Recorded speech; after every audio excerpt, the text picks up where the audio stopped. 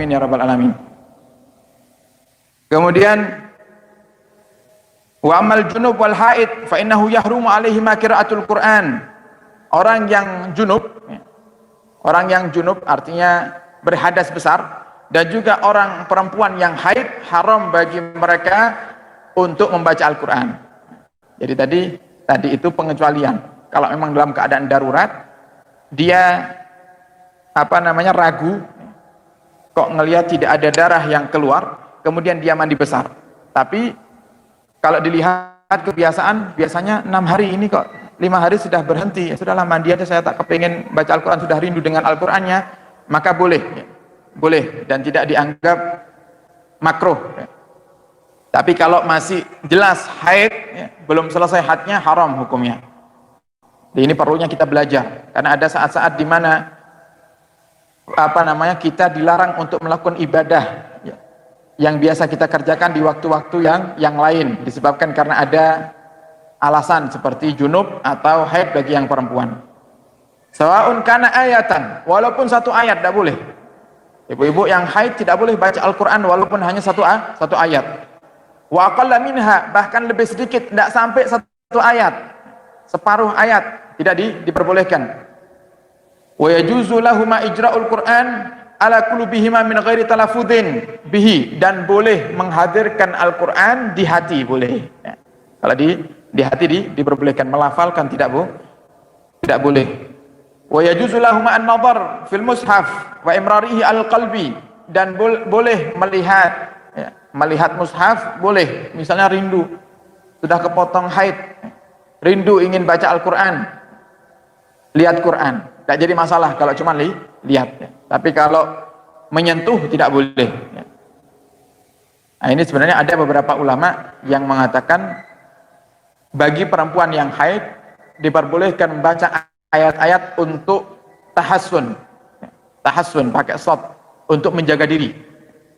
Misalnya, ada kebiasaan kalau datang masa-masa haid sering kesurupan misalnya, sering kesurupan, maka perlu adanya benteng. Bentengnya apa? Dzikir. Kalau ada dzikir ya dzikir. Kalau dzikir diperbolehkan walaupun dalam keadaan haid, dengan baca la ilaha illallah atau baca hasbunallah wa ni'mal wakil, ni'mal maula wa ni'man nasir, dengan tujuan berzikir diperbolehkan. Nah, kalau misalnya yang kebiasaan ayat yang digunakan untuk menjaga diri adalah ayat kursi, gimana hukumnya? Kalau memang tujuannya untuk menjaga diri, maka diperbolehkan. Jadi diperbolehkan untuk menjaga diri. Wa ajma' tasbih wa tahlil wa tahmid wa takbir, parakat, bagi orang yang junub dan orang yang haid boleh untuk berzikir, seperti membaca tasbih subhanallah, membaca tahlil la ilaha illallah, membaca tahmid alhamdulillah, takbir Allahu akbar, wa shallallahu ala rasulillah, dan bersalawat kepada Rasulullah sallallahu alaihi wasallam, wa ghairi dzalika minal adhkar, dan yang selain daripada itu, daripada zikir-zikir, lil junubi, bagi orang yang junub dan haid boleh. Jadi kalau wiritan boleh Bapak Ibu. Jadi jangan sampai haid itu menjadi alasan untuk tidak dekat dengan Allah Subhanahu wa taala. Haid tetap baca zikirnya, tetap ingat Allah. Biasa zikir yang dijalankan apa? Dibaca. Qala ashabuna kata qala idza qala al-insan ya kitab bi quwwah wa qasada bi ghairal Qur'an fa huwa jaiz. Sebagian daripada para ulama dalam mazhab Syafi'i ada yang bertanya, gimana kalau kita baca Al-Qur'annya bukan niat baca Al-Qur'an, tapi niatnya untuk lainnya. Misal ada ayat yang berbunyi dalam surat Maryam, ya Yahya hudil kitaba biquwwah, artinya wahai Yahya, ambillah kitab itu dengan kekuatan, Nah, ayat ini kita jadikan isyarat kepada orang lain. Misalnya kita sampaikan kepada orang untuk mengambil Al-Quran yang jatuh misalnya, kemudian kita pakai ayat ini, ya Yahya khudil kitaba biquwwah, wahai Yahya ambillah kitab itu, yaitu Al-Quran, dengan tenagamu, dengan kekuatanmu, letakkan di tempat yang tinggi. Gimana hukumnya? Tidak niat baca Al-Quran, cuman pakai ucapan yang isinya adalah Al-Quran. Dan ini ada Bapak Ibu ya. Ini ada, misal ini juga contoh ini. Ada orang itu saking cintanya dengan Al-Quran tidak mau berucap apapun kecuali Al-Quran. Al-Quran, ada tamu datang ke rumahnya, dia jawab dengan Al-Quran. Mempersilahkan masuknya dijawab dengan Al-Quran, misalnya apa namanya? Oh, apa dalam Al-Quran? Oh, sallallahu alaihi Muhammad. Lupa. Udkhulil,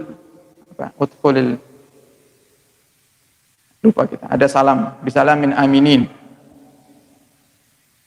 Ya, kita lupa. Ada ayat yang menjelaskan tentang salam dalam Al-Quran.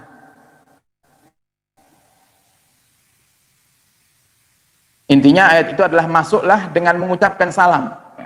Intinya ayat itu adalah masuklah dengan mengucapkan salam. Nah, kita pakai ayat ini untuk mempersilahkan orang lain masuk ke rumah, tapi tidak niat baca Al-Quran. Sedangkan kita junub gimana? Kata sebagian para ulama dalam mazhab Syafi'i jaiz. Hukumnya adalah boleh. Hukumnya adalah diperbolehkan. Wa kata ma asbahahu, dan juga ayat-ayat yang lainnya yang bisa dipahamkan untuk sebuah tindakan tapi tidak bertujuan untuk melafalkan Al-Quran.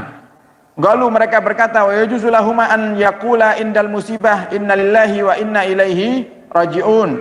Dan juga sama, di saat kita mendengar ada sebuah musibah, kemudian kita ucapkan kalimat inna lillahi wa inna ilaihi raji'un. Ibu-ibu yang haid, oh dengar ada tetangga yang meninggal, kemudian jangan mengucapkan innalillah, apakah boleh?